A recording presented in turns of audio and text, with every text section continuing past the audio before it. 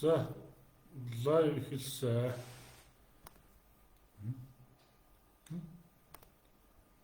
Шууд бичлэг явуулчих шүү.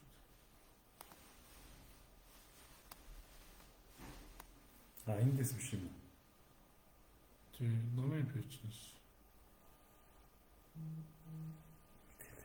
Хэлсэн бай. Дуу орлого нэг сонсчих.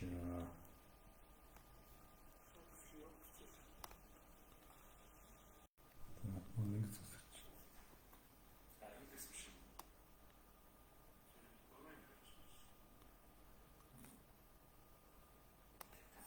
Нэг.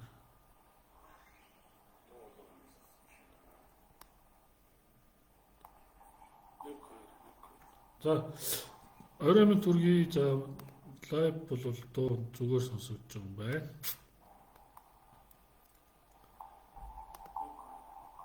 За оройн төргийн за сайн сонсогч тий. За ингээд сонгуулийн сурчлага эхлээд 2 хоног боллоо.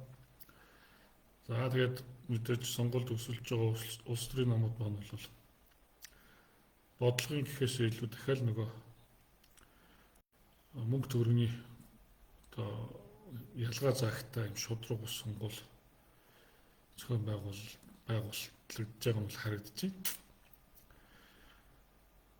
За энэ шүүхийг шүүн гэсэн уриатаагаар Монголын хүний төлөө ном орлосож байгаа. За бусад намуудын үрээ өгнүүдийг бол одоо ингээд тавьсан байлээ. За мэдээж зарим нэг 4-5 намын үрээ өгнүүдийг ингээд бичсэн байна л тий. За жишээлбэл Монгол Ардын намын удаагийн сонгуульд ард түмний ялалт гэдэг үрээтэй оролцож байгаа. За арчилсан нам болохоор Бүтэн Монгол бүрэн ардчлал гэдэг нэг үрээтэй орж байгаа юм байна. За хүн нам босгохлоор өөрчлөн цагт болсон гэсэн үрээтэй оролцож байгаа юм байна. За Монголын ногоо ном, Монголын үндэсний арчилсан намын үндэсний эвсэл болохоор үндэстнэрээ баяжий гэсэн юм үрээтэй оролцож байгаа юм байна. За Монголын хүний төлөө намын хувьд бол энэ удаагийн сонгуульд бид шүүхийг шүүнэ гэсэн үрээтэй сонгуульд оролцож байгаа. За шүүхийг шүүнэ гэсэн үрээ одоо тавьсны утга учир бол өнөөдөр Монгол улсад ерөөсөө ус агаар шиг хэрэгтэй байгаа зүйл ерөөсөө шудраг гэсэн. За ялангуяа одоо эрх мэдлийн шудраг хуваарлалт, за эд хөрөнгөний шудраг хуваарлалт, баялагын шудраг хуваарлалт гэдэг энэ шудраг ёс гэдэг зүйл бол одоо та бидний хувьд бол хамгийн ус агаар шиг хэрэгтэй зүйл гэж үзэж байгаа. За 1992 онд Монгол улс одоо анхдуур одоо арчилсан үндсэн хуулиа баталснаас хойш 32 жилийн хугацаанд улсын их хурлаа бид нар 8 удаа өөрчилсөн. Одоо 9 дахь удаа бүгдээр улсын их хурлаа өөрчлөх гээд сонгуулаа зохион байгуулад ингэ явж байна. Сонгуул гэдэг бол 50 замаар төрийн эрх мэдлийг нэг этгээдээс нөгөө этгээдээс шилжүүлж болдог ганцхан компанид ажил. За энэ 8 удаагийн сонгуульд 8 удаа их хурлаа солиход бол энэ улс төрийн намууд ялангуяа Монгол Ардын нам арчилсан намын хувьд бол одоо янз янзын л одоо үрээтэй тий дандаа л одоо гой ариун гар ариун төрчлөө гэл гой үрээтэй бараг одоо гой өгнүүд олдохоо болтлоо гэж одоо хүмүүсийн хүсдэг тэр сайн сайхан өгнүүдийг бол одоо утга учирыг алдтал нь одоо юм одоо гой ураануудаар бол лоожгонсон байна. За мөн одоо өнгөрсөн 32 жилийн хугацаанд маш олон удаа засгийн газраа огцруулж өөрчилж солисон. Нэгээс нь улсын хурлаа 8 удаа солисон. Засгийн газраа одоо 20 орчим удаа солисон. За тэгээд ерөөсөө гар хүрээгүй ганц салбар бол шүүх засаглалын салбар байдаг. Шүүх засаглалын салбар гэхлээр зөвхөн шүүхийн тухай ойлгоод байна. Шүүх засаглал гэдэг бол бүхэл бүтэн тусдаа одоо үндсэн хуулийн байгуулалт, институт болж хөгжиж идэг. Мөн нийгэмд одоо онцгой үүрэг хүлээдэг. Өөрөөр хэлбэл шүүх засаглал маань бол өнгөрсөн цагт одоо болоод өнгөрчихсөн үйл явдлыг бодит үннийг одоо ямар ч эргэлзээгүйгээр тогтоож байх ийм үүрэгтэй бүтэж байдаг. За харамсалтай нь бол өнөөдөр бид нар шүүхээс одоо гин буруутай одоо илэрхий одоо гин буруутай хүн одоо шүүхээс гин буруутай нотогдохгүй яваад байх шудраг ус гэдэгт одоо нийтээр бүр итгэхэ болтлоо одоо энэ одоо төр засгийн үйл ажиллагааны ялзарсан ийм одоо цаг үед бид нар амьдарч байгаа гэдэг ухаарах хэрэгтэй. Тэгэхээр Монголын хүний төлөө намын зүгээс бол бид нар шүүхийг шүүнэ гэсэн маш тодорхой уриалтайгаар энэ сонгуульд оролцож байгаа. За шүүхийг өөрчилж шинжилснээрээ бид нар авилга албан тушаалын гэмт хэрэгтэй үндсээр нь одоо тэмцэж чадна. Нийгмийн одоо суур томоохон өөрчлөлтийг бол бид нар шүүхийг шинжлэх замаар хийж чадна гэдэгт бол 100% итгэлтэй байна. За одоо авилга албан тушаалын гэмт хэрэг үйлчлэн этгээдүүд одоо тэдэнд хүлээлгэх хариуцлага. За авилга албан тушаалын гэмт хэргийн улмаас улс их оронд учирсан хохирол түүнийг одоо барагдуулах асуудал гэл ингээл одоо үнэхээр яг энэ шүүх засаглалтай холбоотой нийгмийн өмнө одоо хүлээсэн үүрэг бол маш их байдаг. Өнөөдөр 40 50 их 80 төгрөгийн хулгайн тухай өнөөдөр бид зүгээр л ямар ч санаа зовхгүйгээр ярьдаг болсон шүү дээ. Зүгээр л одоо энэ сонгуулиар одоо энэ нэр дэвшиж байгаа хүмүүсийн яриаг ингээд тавхан сонсоод 44 их 80-ийн хулгай хийсэн гэж яриад байгаа хэрэг тийм. Гэтэл үнэхээр хэдэн төгрөгийн хулгай хийчихсэн. Тэрийг яагаад хууль ялтын байгуулалт тогтоож чадахгүй юм. Үнэхээр их хурал гэдэг чинь шүүх байгууллага биш тийм байгууллага юм уу тийм. Өнөөдөр одоо зарим намууд маань бол баг ингээл их хурал бид нар ялаал одоо баг гэмт хэрэгтнүүдтэй тэмцчихнэ гэж яриад байна шүү дээ. Тэгэхээр энэ маань бол бас нөгөө өмнөх сонгуулиудаар улс төрчид маань дандаа л ингээл өөрийнхөө чадахгүй зүйлийг хамлаад байдаг байхгүй. Шүүгч болохгүй мөртлөө гэмт итгээдийг шийдэх гэж яриад байдаг чинь энэ бол одоо ард иргэдийн одоо мэдлэг боловсрол дутууг ашиглан жишээлбэл Гой сонсогдох тийм. Тэгэхээр энэ тал дээр автоматар та тодорхой мэдээлэл намын одоо шүүхийг шүүнэ гэсэн агуулга өрөөнд хийж байгаа ажлуудаас бас лайв үзэж байгаа хүмүүстээ одоо тодорхой мэдээлэл өгөөч. Энэ дээр хоёр зүйл хэлмээр байгаа юм л да. Одоо засаглал, хууль тогтоох засаглал, гүйцэтгэх засаглал, шүүх засаглал гэдэг энэ гурван засаглал гэж байна. Тэгэхээр энэ гурван засаглал яагаад гурван тусдаа засаглал гэж яригддаг? Өнөөдөр Монголын нөхцөл байдал энэ гурван засаглал маань юу болж холиочод байгааг хардсан бол мэдж байгаа харж байгаа хөө. Одоо хууль тогтоох засаглал нь хэдэн давхартай хэлмэлээ өмсөд гүйцэтгэх засаглалтай холилдчихдаг. Шүүх засаглал бол одоо юу болж байгаа гэж байна шүү дээ. Одоо 30-40 оны үед одоо асар их хэмжээний одоо тухайн үеийн одоо даргуулын засаглалаас явуулж байсан хэлмэгдүүлэлт бодлого одоо маш олон тооны хүн хэлмэгдсэн хууль бусаар хохирсон байдаг бол энэ одоо өнөөцөгт баг одоо орчин цагийн хэлмэгдсэн тэгээд одоо бүр маш олон мянгаар тоологдох хүмүүс хэрэгүүд бий болчихсон ийм цаг үе ирж гисэн байж байгаа. Тэгэхээр энэ шүүхээр одоо альва юм одоо альва хэрэг маргаан асуудал очиод цорын ганц үнэн тогтоогддог. Тэгээд буруутай этгээд одоо тэр зохих ял шийтгэлэн авдаг. Одоо ерөнхий ойлголтод бол ийм засаглал байж байгаа.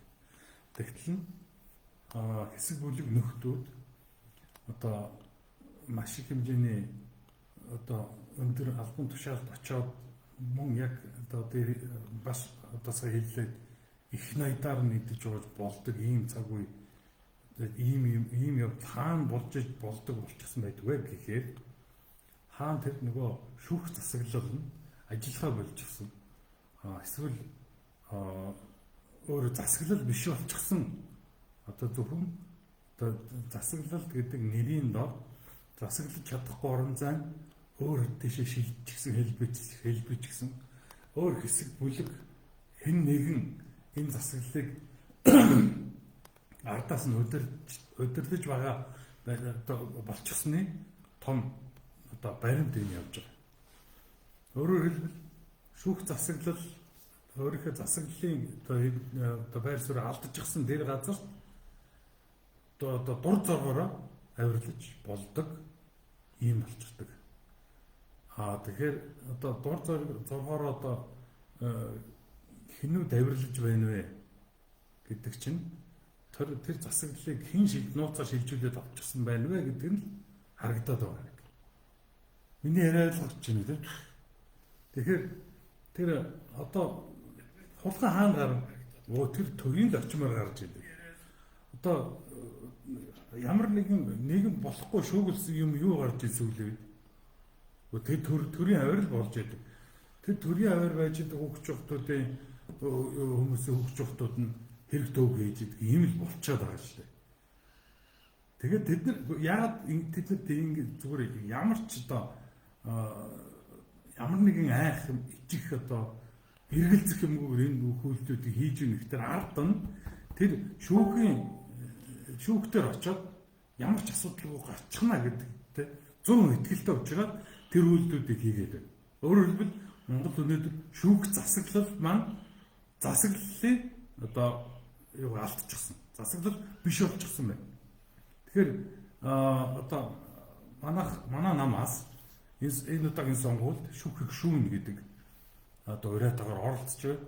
За зарим нь бол одоо энэ үг бол тань сонсогдож байгаа. Бид нар ер нь бол тэгээд сүүл 20 жил энэ шүүх болохгүй байх шүү гэдгийг хэлээл яриад яваад байна. Батялбан бол одоо энэ үгээрээ бүр одоо нийгэмд танил болсон байгаа гэдэгт бол итгэлтэй. Тэгэхээр энэ сонгуульдаа бид нар одоо ийм уриалгатаагаар оролцож байна. Бид нар одоо боломжийн хэмээр боломжийн ирээр энэ сонгуульд идэвхтэй оролцоод одоо сонгогч та нараа дэмжлэгтэйгээр тодорхой үр дүнд хүрлээ гэхэд бид нар хамгийн ихэнд барьж авах зүйл бол одоо энэ юм аа гэж энэ уриалгаас ойлгож болох юм шүү дээ. Тийм ер нь одоо яг за анх бид нар энэ 2003-4 оноос эхлээд энэ шүүх тухай одоо бид ярьж одоо бичиж эхэлсэн. За миний би өөрөө цагдаагийн дээд сургууль 1997 онд төгсөөд тийм ээ. За ингээд цагдаагийн албанд бол бас нэг тодорхой хугацааны 4-5 жил ажилласан байдаг. Тэгээд энэ ажиллах хугацаанд бол бас гэмт хэрэг мөн байхад одоо биш болох ч үгүй юм уу. За ямар нэгэн байдлаар гэмт хэрэг үйлдсэн хүнийг одоо ял завшуулах ч үгүй юм уу. Иймэрхүү нөлөөллийн зүйлүүд бол одоо бас мэрсэр байдаг гэсэн байхгүй. Тэгээд мэдээж энэтэй нь бол бид нар санал нийлэхгүй болмоос бол ер нь хууль шаардлагын байгууллага шударгаар ажиллах ёстой тийм.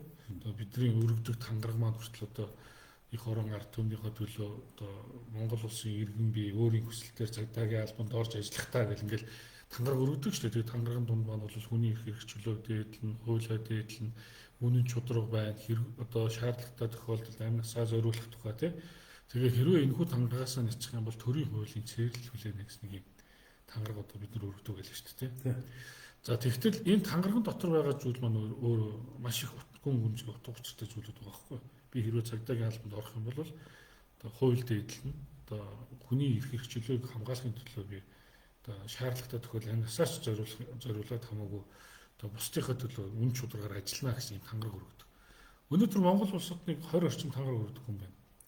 Тэгээд энэ 2004 оноос хойш бид нар ингээд энэ эрүүл нийгмийн иргэний хөдөлгөөн гэдгээс эхлээл энэ шүүх засаглал болохгүй байна гэдгийг одоо олон нийтэд хэлээд за энэ манай төрийн зарим хариуцлагатай албан тушаалтнуудын буруутаагаас болж хүний эрх зөрчигдөд байна шүү. Цагдаагийн алба, одоо энэ прокурорын алба, за энэ шүүх энэ одоо шүүгч нар дунд чинь ингээд хүний эрх хэрэгчлөлийг зөрчигдөг нөхцөл байгаад байна шүү гэдэг зүйлийг бол бид нар ингээд тогтмол ярьж ирсэн. За тухайн үед ингээд шүүхийг шүүнэ гэдээ бид нар 2007 оны 5 сарын 29-ний өдөр бид нар цуглаан зохион байгуулсан байхгүй. Тэгээд 2006 оны сүүлээр 12 сард бид нар ингээд ер нь иргэдийн шудраг шүүх гэдэг төрийн бас байгуулсан. Эрүүл нийгмийн иргэний хөдөлгөөн маань бол нэг агуулга нь улс төрийн агуулгатай. Зөвхөн ингээд одоо том одоо улс төрчтэй ингээд одоо тэмцэлтэй байх юм бол бид нар өөрсдөө төрийн эрх мэдэлд очиж чадна. Бид нар сайн хүмүүс учраас төрийн эрх мэдэлд очиод одоо төр одоо улс орноо сайхан болгоно гэсэн нэг тийм агуулгатай манай Бацандан одоо Магна хэтэр маань тийм итгэл үнэмшилтэй байсан байхгүй. Миний хувьд болохоор бидний сайн муугаас хамаарахгүйгээр улс одоо төр засаг маань сайн байх ёстой. Бидний сайн муугаас хамаарахгүйгээр нийгмийн тогтолцоо энэ улс төрийн үйл ажиллагаа чинь эрүүл шудраг байх ёстой гэдэг байр сууриас одоо бидний хооронд бол одоо нэг нийгмийг сайхан болгоё гэдэг. Гэхдээ аргын хувьд бол ингэ зөрчилдөг гэсэн байна. Ингээд энэ иргэдийн шудраг шүүх гэдэг төрийн бас байгууллагыг санаачлаад за бид нар бол маш олон ажлуудыг хийсэн дээ. Тэгээд энэ шүүхийг шүүх тухай, шүүх засаглал хариуцлагагүй байгаа тухай. За ялангуяа одоо манай шүүх тогтолцоо 1992 оноос хойш Монгол улсад одоо ингээд үйлчилж байгаа шүүх одоо байгууллага маань бол шүүх бүрэлдэхүүн бол одоо дэлхийд байхгүй хамгийн одоо буруу одоо тийм хувилбараар одоо бид нар шүүхээ байгуулсан байхгүй. Тэгээ энэ болгоныг бид нар ингээд шүүмжлээд ярьсан. Ярихлаар одоо баг одоо сонссон хүмүүс баг одоо 10 хүний 9 нь чи юу яриад байгаа юм бэ? Шүүхийг шүүн гэж юу байд юм бэ? Тэ? Бараг чи одоо ирүүл үү? Одоо тий? Чи шүүхийг шүүчих юм бол энэ шүүх гэдэг юм чи юу? Юу болох юм ингээл ярьдаг байхгүй. За тэгээд ингээл одоо нэцэхгүй тэмцсэн, явсан, одоо зүтгэсэн одоо тэгээд 20 жил тасралтгүй ингээд шүүх хууль хяналтын байгууллагын буруутаагаас болоод хохирч хилмигцэн иргэдийн гомдол саналыг сонсоод чадах нэгэнд нь одоо хууль зүйн тусалцаа үзүүлээд ингээд нийтдээ нэг 20 жил 15,000 орчим иргэдэд хууль зүйн тусалцаа үзүүлсэн байна. За 3,000 гаруй хэрэгдээр одоо яг ингээд одоо өмгөөлөгчөөр тийм итгэмжлэгчэн төлөөлөгчөөр ингээд хин нэгэн хүнийг төлөөлж ингээд шүүх ажиллагаануудад оролцож ингэж ажилласан байна. Тэгээд маш олон жишээг би ярьж чадна. Шүүгч яагаад одоо үнэхээр хариуцлагагүй байгаа юм бэ? Яагаад чи шүүхийг муу гэж хэлээд байгаа юм бэ? Надаас хинч асуухгүй байгаа байхгүй юу? Чи юу яриад байгаа юм бэ гэж яриад байгаа. Тэгэхээр чи шүүх муу муухай байна гэдгийг одоо бид нар ингээд баримтаар ингээд яриад ярьсаар байгаа тийм. Одоо өнөөдөр ингээд нөгөө цаг хугацааны уртад тэр 20 жилийн өмнө ингээд Батялалт гэдэг хүний нийтээр зөвшөөрөөгүй зүйлийг ингээд ярьсан, үнэн зүйлийг ярьсан гэдэг нь одоо ингээд нотлогдоод байна шүү дээ. Амьдралдаа нотлогдоод. Тийм, одоо ингээд ерөнхийлөгчөөс ерөнхий сайдаас ахуулаад шүүх бол шудраг биш байна. Шүүхийг л одоо шинжлэхгүй бол авилга албан тушаалын хэрэгтэй тэмцэхгүй юм байна. Хөөрхий эдэн муу байцаагч нарын шалгасан хэрэг нь шүүх дээр ирээл одоо хэрэгсэхгүй болчиход байна гэх мэтчлэн дуу хоолойнууд одоо төр засгийн удирдлагуудынхаа зүгээс гарч ирээд байгаа нь Батялалт гэдэг хүний 20 жил ярьж исэн зүйл нь үнэн байна гэдгийг л одоо цаг хугацаа нотлоод байна шүү дээ. Хэрвээ бид нар 20 жилийн өмнө одоо манай төр засгийн удирдлагууд маань шүүх засаглал ялдарсан тухай одоо судлаач миний үгийг сонсоод шүүх засаглалтаа шинжилэл хийсэн байсан бол магадгүй өнөөдөр бидний яриад байгаа тэр жижиг дунд уул төрлийг дэмжих сангийн хулгай дээрэм те одоо энэ нүүрсний хулгай одоо юу гэдэг одоо хөгжлийн банкны хулгай гэх мэт концессийн гэрээний босгоолын өрөөд гэдэг юм чинь байхгүй байх. Энэ ногоо автобусны хэрэг гэдэг чинь бүр байхгүй байх ёстой байхгүй. Тэгэхээр энэ авилга албан тушаалын гэмт хэрэгтэй тэмцэж чаддгүй шүүх хууль хяналтын байгууллагын одоо буруутай үйл ажиллагаанаас болж зөвхөн хин нэгэн хохироод хилмигдээд байгаа ш. Монгол улс тэр чигтээ бүхэлдээ одоо хохироод байгаа байхгүй. Тэгээ ер нь бол үндэсний аюулгүй байдлын үзэл баримтлал гэдэг бичиг баримт гэдэг. Монгол улсын иргэд бол өнөөдөр бүгдээрээ их оронч одоо тийм сэтгэлтэй учраас ингээд нийгмээр ингээд ямар нэгэн тийм одоо гонигтай тий айдас давтсан төр засагтаа итгэлгүй байгаагаа илэрхийлсэн юм одоо комент постууд ингээд байнга бичиж штэ хүмүүсийн сэтгэлдлийг сонсхолоор тий ихэнх нь ер нь бүгд л хулгайч нараас одоо арай дэмдлээ гэл одоо ихэнх нь одоо ямар нэгэн байдлаар тэмцэж үзээгүй мөртлөө буугаад өчгсөн байдаг бас харамсаар санагддаг байхгүй тий одоо юу ч хийгээд иймэрхүү тэгээ одоо ингээд би энэ юу ярих гэдэг нь ихлээр 20 жилийн өмнө бид нар энэ шүүх засаглалчин болохгүй байна гэдэг зүйлийг хэлэхэд одоо намайг сонссон хүмүүсийн одоо 10 хүний 9 нь одоо чи юу яриад байгаа юм гэдэг байсан бол өнөөдөр одоо шүүх болохгүй шүүхийг шүүнэ гэдэг энэ урайг сонсоод жишээлбэл 10 хүний 9 нь дэмжиж байгаа байхгүй юу? Нэрээ тийм шүү. Өөрөө энэ шүүх засаглалын одоо ингээд шүүмжилж одоо олон жил явлаа шүү гэдэг юм л тийм. Энэ чинь хүний амьдралын 10 20 жил гэдэг чинь өөрөө бага хугацаа биш үү те. Тэгээ энэ тэмцэл хийн гэдэг үгийг ингээд зүгээр нэг хоёрхан үг байхгүй юу? Тэмцэн. Одоо нийгэм чадрах шиг тогтоно гэж гурван үг те. Гэвтэл энэ үгийг хэлэхэд маш амархан. Яг бодит амьдрал дээр хийхэд гэхэд маш хэцүү. Юу нь хэцүү байгаад юм гэхээр нөгөө эрх мэдэл эд хөрөнгөнд шунан дурлсан тий эрх мэдэл эд хөрөнгөнд хууль бус аргаар очсон хүмүүс тэр хүмүүс энэ өөрчлөлтийг хүсэхгүй байгаа л хамгийн том бэрхшээл байгаа байхгүй. Одоо энэ удаагийн сонгуулиар Монголын ард түмэн үнэхээр өөрсдийнхөө амьдралд Монгол улсын ирээдүйд одоо бодит өөрчлөлт хийхийг л хүсэж байгаа бол Монгол Ардын нам, Харьцагчдын нам гэдэг хоёр намаас бусад намуудаас сонголтоо хийх хэрэгтэй. Монгол Ардын нам, Харьцагчдын нам гэдэг хоёр намд саналаа өгөх болохгүй. Яагаад гэх юм бол өнгөрсөн 32 жилийн хугацаанд үндсэн хуулиар хүлээсэн үүргээ биелүүлж чадаагүй байхгүй. Тэр одоо сонгуулийн санал хураалтын дараа яадгийн санал нэрээ дэвшүүлээд өрсөлдөж ирсэн хүмүүсийн ялсан хүмүүс нь эрх баригч болдог. Ялагдсан хүмүүс нь сөрөгч болдог. Ялсан хүмүүс яадгийн гэхээр үндсэн хуулиар 19 дугаар зүйл дээр заасан төрийн үүргийг иргэнийхөө биелүүлэх үүрэгтэй субъект болж хувирдаг байхгүй. Эрхээ эдэлчлээ тийм ээ. Одоо нэрээ дэвшээд эрхээ эдлээ сонгуульд өрсөлдөд ялчлаа. Ялсныхын дараа тэр хүнд үүрэг үүсэж байгаа байхгүй. Өнөөдөр бид нар ч гэсэн ингээд сонгуульд нэрээ дэвшүүлж байна. Хэрвээ ялчгууд биднэрт үүрэг ирхнэ шүү дээ. Ялангуяа бүр үндсэн хуулийн 2 дугаар бүлгийн 19 дугаар зүйл заасан Монгол улсын төрн иргэнийхээ эдийн засаг нийгэм хууль зүйн болон бусад баталгааг бүрдүүлэх үүргийг иргэнийхөө өмнө хариуцна гэсэн энэ үндсэн хуулийн үүргийг биелүүлэх үүрэгтэй субъект болж хувирдаг. Гэхдээ өнөөдөр хамгийн одоо харамсалтай зүйл гэхэлээр би бол Монголын одоо ирэх барьж байгаа одоо төрийн албан хаагчид улс төрчдийн дунд үндсэн хуулийг мэддэг хүмүүс маш олон байна. Нэг өсөндөө одоо бид нар замын хөдөлгөөнд оролцохдоо осол авааргүй хариуцлагатай оролцохын тулд замын хөдөлгөөний дүрмийг мэддэг баг. Замын хөдөлгөөний хуулийг мэддэг баг шүү дээ.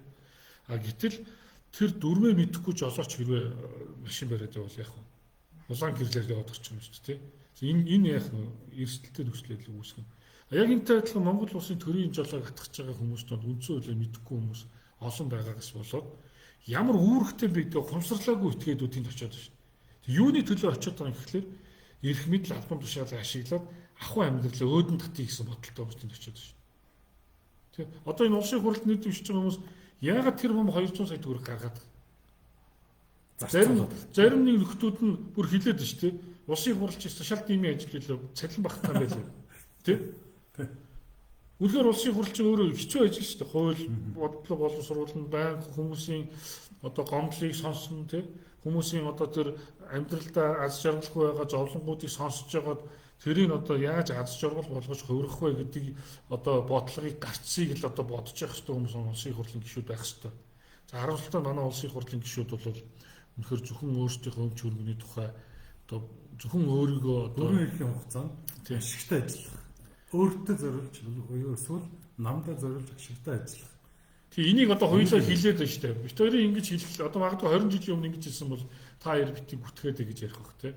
Өнөөдөр энийг хэлэхэд одоо бид нар баг нотлох шаардлагагүй үнэн бичдэг ч одоо тэр зүгээр амьдрал ингээд өдөр тутам ингээд нүдэнд харагдаад гарт баригдаад байж байгаа гэдэг байна шүү дээ. Одоо энэ хоёр нам гэдээ яриад байна тий. Монгол Ардын нам, Харьцагчдын нам гэдэг хоёр. Энэ хоёр нам өөрсдөө том гэж нэрлэдэг. Аргагүй баячууд тэнд байдаг. Монголын хамгийн том баячууд тэр хоёр намд байгаа шүү дээ. Тэгээд аргагүй тэнд хамгийн том эрх мэдлэгүүд байж сайд нар тэнд байна, ерөнхий сайд нар тэнд байна. Гэтэл ингээд яг одоо өөрсдийнх нь ингээд эдийн засаг нийгмийн баталгаа тий ард иргэдийн эдийн засгийн баталгаа, нийгмийн баталгаа, хууль зүйн баталгаа ямар байна гэдгийг дүгнээд энэ хоёр намын удирдах зөвлөлд одоо тэр хурлуудынх нь төлөөлөгч нарын тий эдийн засгийн байдлыг ингээд судлаад аваад үзэх юм бол баг Монгол Ардын намч нэг хаашаа баг хурлын нэг 300 орчим шөнтэй тэр Харьцагчдын намын үндэсний бодлогын орооч илүү энэ одоо төлөөллийн байгууллага нь бас нэг 300 гаруй төлөөлөгчтэй юм байл шүү дээ тийм. Тэгтэл энэ хүмүүсийнх нь 80 гаруй хувь нь дандаа тэр хүмүүс байгаад байгаа байхгүй.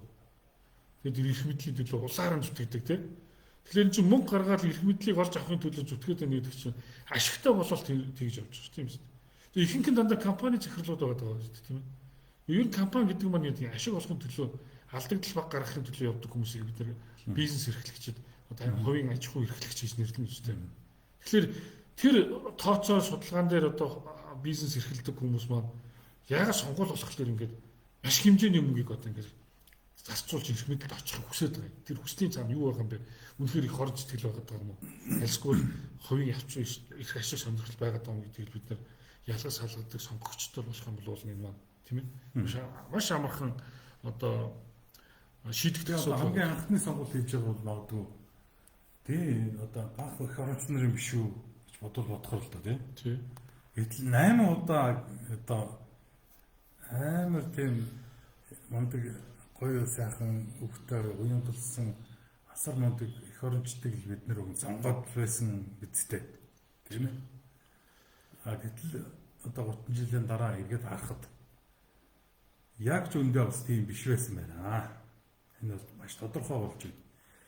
Хэний гарт төрийн алтан жолоог атгуулж болохгүй вэ гэдэг чи одоо 8 удаагийн халуун жолоо толгойч одоо ойлгомжтой болох уу? Шүү. Эсвэл шүү дахиад 2 дутууч юм уу тийм юм байна уу? Байхгүй үстэй. Байхгүй одоо бидний алдах их юмнууд багасаал байгаа тийм.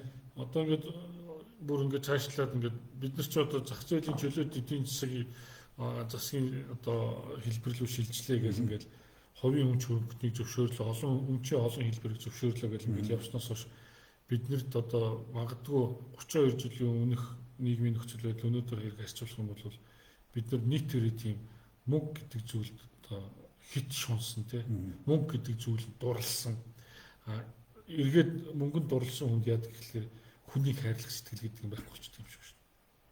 Би өөрөө нөгөө яг маш олон хүмүүс нэг хууль зүйн тусалцаа зөвлөгөө үзүүлээ явж хахад мөнгнөөс болоод маргалтаад одоо бие биенийд очихын хөлцөө хамаатнууд биш шүү дээ. Тэ мөнгнөөс болоод ингээд маргалтцсан найзууд маш олон биш. Айгуу зөндөө маш их байгаа шүү. Ерөөсөө мөнгнөөс болоод хоорондоо маргалтаад тийм гэр бүлийн маргаануудад би одоо ингээд шүүхтэр ингээд заримдаа ингээд яваад очихлаа одоо эхнэр нөхөр хоёр тэр өмч хөрөнгөө бул хасалтад маргаад их тэр үр хүүхдүүдэд санаа зовхгүй гэдэг шин. Тэгэхээр энэ бол бид нар хитрхи тийм материалын зүйлд одоо шүтсэн одоо хүн гэдэг нандин тэр одоо оюуханд амтан бол бас нэг хүнийг хайрлах тий хүндлэх сэтгэл гэл одоо юмнуудаа бид нар бас хүний мэс чанар одоо ингээл жилээс жилд ингээл муутаад байна л гэж ярьдаг. Үнэхээр одоо бид нар бол хамгийн муутсан хамгийн одоо муудах юм дээдийн одоо дээд зэгтээ очтлоо ингээд дөрөөчн цаг хугацаанд амьдарч байгаагаар бид нар магадгүй өнгөрсөн 32 жил бид нар хөгжснүүд ороочно гэдгийг бас дүгнэх юм бол бас яг энэ хүн чанарын хувьд нэг нэгэндээ хайрлаж амьдрах энэ соёлын хувьд бас бид нар одоо тийм дээш үр дүнд хүрээг байхаа гэж би боддог шүү дээ. Энэ тал дээр юу гэж бодох юм? Хүн чанарын хувьд юу гэж бодож байна? Ер нь одоо хүн гэдэг чинь өөрөө одоо жишээ зүгээр Монголын хэмжээ одоо Монголын хувьд ярихад одоо алид яг тийм Монгол хүн бол Монголдо баялаг. Энэ өөр ямар нэгэн өөр энэ өндөр хүнтэй Монгол хүнтэй энэ зэрэгцүүд баялаг Монголд одоо байж байх боломжгүй. Тэгэхээр одоо зүгээр одоо зөв хүн байх монголчууд ч юм хэзээ тийм хэрсүү ухаалаг холч алс бодолтой ардам юм байна шүү дээ. Зүгээр зарим тохиолдолд одоо юу гэдгийг одоо сүүлийн 100 жил гэж яриад та тийм ээ. Одоо яг л одоо коммунизм эхэлснээс хойш мөн сүүлийн 30 жил одоо ингээд нөгөө юунд орсон гэсэн үү капитализм руу орсон гэсэн үү тийм иймаар ингээд яваад ер нь одоо хүнийг баялаг миний нэг хэсэг энэ миний их орон гэж харах тэр үзэл баримтлалыг одоо ер нь бол хүчин дарж үгүй хийж үдээ. Тэрнээс болоод энэ нэг мөнгө гэдэг юм бүр ингээд шүтээд тэрний төлөө одоо нүдэ өгөхөс буцахгүй ийм одоо харахлаг шин чанартай ийм хүмүүс болж хөрж байна уу да.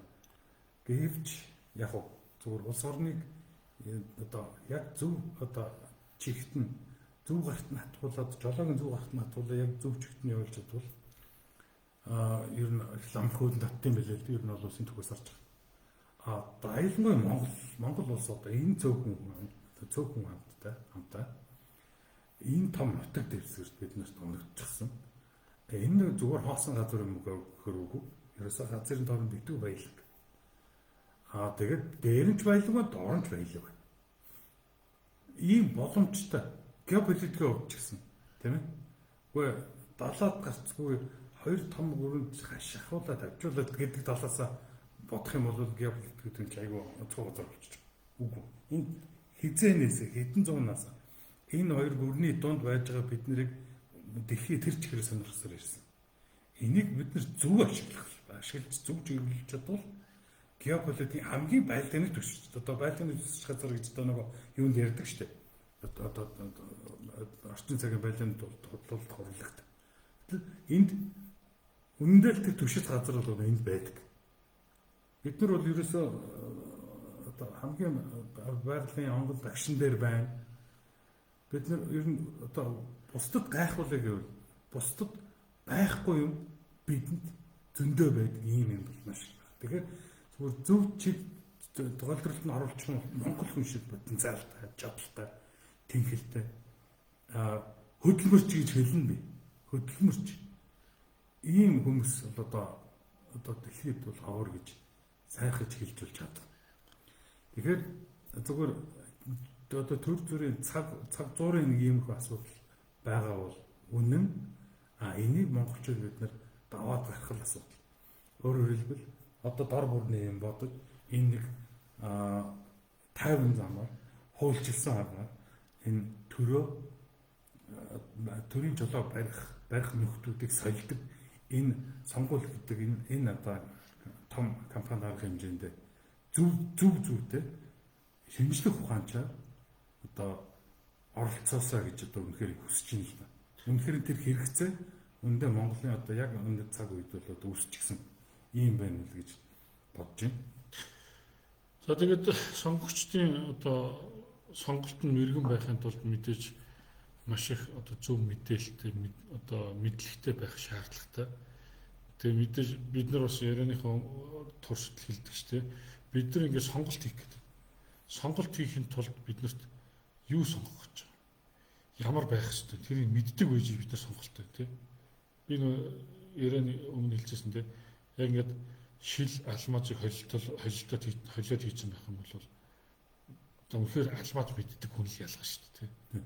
Тэгэхээр үнэхээр одоо энэ 1300 гаруй нэр дэвшигчдийн дунд одоо энэ 19 нам одоо чагсаалтаар өрсөлдөж чинь тийм энэ намуудын дунд жишээлбэл мэдээж одоо алмаз шиг үнэхээр одоо Монгол улсынхаа төлөө гэсэн ийм төрийн түвшээ болчих чадвартай одоо худлаа үнэн ярьдггүй зарчимтай мэдээж нэг юм 126 нэр дэвшигч бол байгаа гэдэгт би итгэж байна. Тэгээ энэ 126 хүн хаана байх боломжтой гэвэл Монгол ардын намд байх боломжгүй, арчилсан намд байх боломжгүй байхгүй. Яг тэгвэл энэ хоёр нам ч өнгөрсөн хугацаанд дандаа төрийн эрх мэдэл одоо эрх мэдэлтэй байсан. Бүр одоо ингээд төрийн эрх мэдлэлээр ингээд амьдраад сурцсан тийм бүр ингээд хэсгийн ахлагч нар, хороон дарга нар, сумын засаг дарга, сумын одоо юу гэдгийг те хурлын дарга марга гэдэг ингээд шатандаа ингээд нэг төрийн эрх мэдлэлээр дамжуулан яаж одоо амжиргаагаа одоо ингэж залгуулж болох вэ гэдгийг бүр ингээд суралцсан. Тэгээд бүр одоо ингээд нөгөө сонгогчдыг ингээд сонгуул ашиглах зорилгоор ингээд бүр тижээлж идэг тийм. Одоо ингээд шатандаа ингээд хэсгийн ахлагч нараа нэг гадаад явуулчихдаг ч гэдэг юм уу. Одоо байс гэжсэн нэг өөрсдийнхөө намын хүмүүсийг ингээд нэг жоохон нийгмийн халамжийн одоо эд зүйлсээр ингээд ялгарлаад ингээд өөрсдийнхөө дэмждэг хүмүүст хуваарлцдаг ч юм уу тийм. Тэгээд нийт монголчуудаа сайхан амьдруулах гэсэн зорилго байхгүй. Зөвхөн л одоо нэг сонгуулийн үеэр ингээд одоо яаж одоо ингэж одоо олон санал авч ялах вэ гэдэг тийм өчүүхэн бодлоор яаж би ялах вэ гэдэг бодлоор сэтгэхэд байгаа болохоос яаж бүгдийг одоо сайхан амьдруулах тийм нөхцөлийг бүрдүүлж улс орноо удирдах вэ гэдэг тийм удирдах бол өнөөдөр манай улсад байхгүй юм л та тийм. Одоо энэ төр барьж байгаа нөхдөд байхгүй байна. Удирдахч төр барьж байгаа нөхдөд байхгүй гэж хэлж байгаа тийм. Тийм. Тэгэхээр ер нь одоо Монголын хүний төлөө намын тухай би бас та бүхэнд бас товчхон мэдээлэл өгöd байгаа. За мэдээж сонгуул болдгороо болно. Сонгуулийн саналын одоо санал хураалт явагдаад тэгээд нэг 126 болсон болоогүй гарч ирнэ тий. Тэгээд тэр хүмүүс сонгогчны маргаас ч гэсэн нар мандатгаараа мандаад хүний амьдрал үргэлжлэлтгээрээ үргэлжлэнэ. Тэгэхээр Монголын хүний төлөө нам ч гэсэн цаашдаа бид нар ажиллана. Тэгээд мэдээж одоо нам байгуулсны зорилго бол төрийн эрх мэдэлд одоо мэдээж очихыг зорж одоо бид улс төрийн нам байгуулсан. Тэгээ төрийн эрх мэдэлд одоо очих одоо 50 замаар яг одоо хуулийн дагуу очих ганц боломж бол сонгуульд өрсөлдөж одоо хамгийн одоо оновчтой нийгмийг одоо зохион байгуулах бодлого боловсруулах замаар одоо сонгогчдынхаа саналыг хэн олныг авсан нь одоо төрийн эрх мэдлийг одоо барим тийм үү. Тэгээд мэдээж төрийн эрх мэдлийг олж авсан этгээдүүд маань яг хэний төлөө юу хийгээд байна гэдэг нь бол одоо ингээд одоо бодит амьдрал дээр бол ингээд хууль одоо хуулийн хэрэгжилт гэдэг зүйлүүдээр ингээд хэрэгжиж гарч ирдгээ. Тэгэхээр бид нар бол төрийн эрх мэдэл очихын төлөө намыг байгуулсан. За нам гэдэг бол сайн дурын үндсэн дээр эвлэлдэн нэгдсэн хүмүүсийн одоо нэгдлийг хэлж байгаа. Тэгээд сайн дурын үндсэн дээр эвлэлдэн нэгдэхдээ одоо ялангуяа одоо Монгол улсад өнөөдөр хүчин төгөлдөр мөрдөгдөж байгаа тэр үндсэн хуулийн заасан нийгмийг байгуулахын төлөө бид нар одоо бүх одоо бодлого үйл ажиллагаагаа бол одоо зориулж явах ёстой. Тэгэхээр Монгол улсын үндсэн хууль гэдээ бид нарыг яриад тахлаа тэр зарим хүмүүс чинь хууль ямар хамаатай юм хамаатай ингэ яриад байгаа тийм. Тэгэхээр хууль хамаатай. Яагаад гэх юм бол одоо өнөөдөр бидний одоо хүчин төгөлдөр мөрдөгдөж байгаа үндсэн хууль маань бол маш олон хүмүүсийн цусаар бичигдсэн хууль гэж би бол одоо хайрлж хүндэлж явдаг зүйл хэвгүй тийм. Өнөөдөр бидний өвөг дээдс маань тэр хүн бүхэн хууль шүүхийн эрх тэгш байна гэсэн ойлголт одоо нийтээр зөвшөөрөөгүй тийм. Анги давхрагт хуваагдаад ноёны хүүхэд ноён тийм харцын хүүхэд харц одоо ийм анги давхарга одоо илэрхий ингээд хүлээн зөвшөөрөгдсөн нийгмээс одоо тухайн үеийн дэвшилтэд хүмүүс маань ингээд одоо төрөл бүрийн арга хэрэглээ те зэвсгэлж босоод одоо тэмцэлдээ тэгээд ардын хувьсгал гэдэг зүйлийг хийгээд те тухайн улсын одоо жишээлбэл 100 жилийн өмнөх одоо түүхийг эргээд зөхөх юм бол тухайн цаг үеэс өнөөдрөх шиг байсан байгаа байхгүй те нийтээр ард иргэд нь өөр ширэнд орчихсон улс нь өөрөө өөрөнд орчихсон тэгэл одоо гадаад улс орнуудын нөлөөлөл ихтэй те тэгээ Оросыг дагах юм уу одоо Швейцар руугаа хөгжих юм уу ч гэдэм ингээд маш олон ийм салаа замын одоо уулзуур дээр одоо бидний өвөг дээдс маань одоо 1924 оны 11 сарын 26-нд анх дахь үндсэн хуулиа батлаад Монгол улсад засгийн бүх эрх жинхэнэ ардын мэдэл байна шүү. Хаан засаглалыг халъя тий улс орныг улсын хурал гэдэг байгууллагаар удирдуулъя гэдэг ингээд одоо хуульчилсан. Тэгээ хүн бүхэн одоо тэгш эрхтэйгээр сонгуульд эмхтэй эрхтэй ялгалгүй оролцсон шүү гэх мэтчлийн ийм дэвшилтэд одоо үзэл санаануудыг хуульчлаад энэ маань ингээд төгөлдөрчиж явсаар хагаад өнөөдөр та бид нар хүн бүхэн хууль шүүхийн эрх тэгш байна гэж хэлэхэд хинч гайхдаггүй тийм цаг үед бид нар амьдраад шүү дээ. Дээрээс нь төр шударга байх ёстой шүү. Хууль дээдлэг байх ёстой шүү. Үгүй бол та хуулийн хариуцлага хүлээн шүү гэдэг бүр төрийнхөө эрх мэдэлтнүүдэд хинч ялгалгүй одоо шил хууль шүүхийн хүн бүхэн эрх тэгш байна. Шүүхийн шийдвэр гаргахад тэр ерөнхийлөгч вэ хинч вэ одоо ямар нэгэн байдлаар нөлөөлөх ёсгүй хараа тусаар одоо хэрэг маргааныг үннийг шийдэж явах ёстой гэх мэтчлэн одоо маш дэвшилтэд үзэл санаануудыг хуульчилсан үндсэн хуультай нийгэмд бид нар амьдарч байгаадаа бол баярлах хэрэгтэй. За тэгээ одоо бид нар ерөө жишээлбэл жоохон дээхэн үед иймэрхүү зүйл ярьсан бол магадгүй төр засгаа шүүмжлээд ярьсан бол хамбын овон дээр авчил тархиндаа сум зоолгож байгаа байлгүй тий. Гэтэл бидний өвөг дээдсийн одоо цусаа урсхан байж тэр тухандаа сум зоолгон байж авчирсан эрх чөлөө маань өнөөдөр юу юм гэхлээр та бидний үг хэлэх үзэл бодлоо илэрхийлэх энэ эрх маань байгаа даа. Тэгэхээр одоо энэ үнэт зүйлсээ бид нар хамгаалах хэрэгтэй. Хүний эрх чөлөө. Үнэхээр бид нар ингээд эв нэгдэлтэй шударгаар амьдрах ёстой юм. Эсвэл хин нэг нь ингээд удирдаад дарамтлаад дарангуулаад дэг журам тогтоож амьдэрдэг байх юм уу тий. Одоо манай зарим хүмүүс маань бүр одоо Чингис хааныхаа их засаг хуулийг одоо эргэж хэрэглэе. Бараг хаанаа одоо тий хаан ширээнд хин нэг үнийг залъя. Тэгээ бараг хаантай бай. Олон хүн одоо ингээд одоо энэ их хурал морал гэдэг чинь ерөөсө бүтэхгүй юм байна гэдэг ингээд бүр одоо ингээд ямар нэгэн байдлаар өнөөдрийн нийгмийн асуудлыг ингээд одоо ухаалгаар шийдий гэдэг тухай бодож байгаагүй тэгсэн мөртлөө ингээд яриа үсэл босхгүй зүйлийн тухай ярихлаараа баг тий одоо ингээд за ямар самаг баргаар баг ингээд хаантаа болчих гэж байгаа шиг тийм ингээд ийм зүгээр ямар ч шинжлэх ухааны тусаар энэ асуудал хандж байгаа зүйлүүд бол маш их байдаг. Тэгэхээр арчилсан нийгэм гэдэг бол иргэдэн оролцдог нийгэм хэлнэ. Иргэд оролцохын тулд юунд оролцож байгааг мэддэг байх хэрэгтэй. Тэгээ бид нэг судалгаа аваад явсан шүү дээ. Одоо жишээл манай ард иргэд маань үндсэн хуулийг мэдж гинэ үү? За сонгуул гэж чухам юу юм те? Ягаад сонгуульд та оролцох ёстой гэдэг асуулт асуухлаа баг би сонгуульд оролцохгүй. Би намын гишүүн биш гэдэг тийм нэг зүйлийг нийтээр ярьдаг болсон. Нийтээр нам гэдэг чи ёстой муу мухай зүйл гэж яриад байгаа байхгүй. Тэгээ би бол энэ дээр бас нэг улс төрийн намын тухай одоо ярьж эхэлснийх нам гэдэг бол үзэл бодол итгэл үнэмшлэрээ сайн дураараа эвлэлд нэгдсэн бүтц. Итгэл үнэмшил үзэл бодол гэдэг маань бол одоо ингээл одоо жишээлбэл үнэхээр хүний эрх хөвшөлөд дээдлсэнийг зөвшөөрч юм уу үгүй юм. Тэгээд энэ чинь итгэл үнэмшил шүү дээ. Тэгээд тэр итгэл үнэмшлийнхээ төлөө ингээд эвлэлд нэгдсэн байхыг хэлж. А гэтэл манай өнөөдрийн одоо өнгөрсөн одоо 32 жилийн хугацаанд ирэх байсан хоёр нам одоо өөрсдөө том гэж нэрлэдэг байгаа бол би бол бяцхан намууд гэж нэрлэмээр санагдав байхгүй. Зөвхөн тэр өөрсдийнхөө хүрээнд л хайр цэглэгдэл ингээд одоо улс орноо тонж дээрэмдэл тий тэр мөнгө төгрөг олохын тулд байгаа бүхний аваачиж ингээд одоо нэг дампуу согтуу аав ээжтэй айлшил манах байж шүү дээ ер нь бол тий арх хумар санагдал ламбарданд авчиж одоо хамгийн үнэтэй зантай зүйл аваачиж тавьчихж байгаа тийм одоо замбрааг айлшил байгаад шүү дээ манах тий тэгэхээр бол энэ улс төрийн нам гэдэг бол яг одоо энэ өнөөдрийн Монгол ардын нам арчилсан намаар төсөөлөх хэрэггүй. Улс төрийн нам гэдэг бол их орныхоо төлөө ард иргэдийнхээ төлөө үзэл бодол итгэл үнэмшлэрээ эвлэлд нэгдсэн хүмүүсийг хэлнэ. За хэрвээ өөр зорилгоор жишээлбэл ашиг олох зорилгоор хүмүүс нэгдсэн байх юм бол тэрийг нуухгүйгээр бид нар ашиг олох гэж байгаа маа гэж нэрлэх юм бол тэрийг компани гэж нэрлэнэ тий.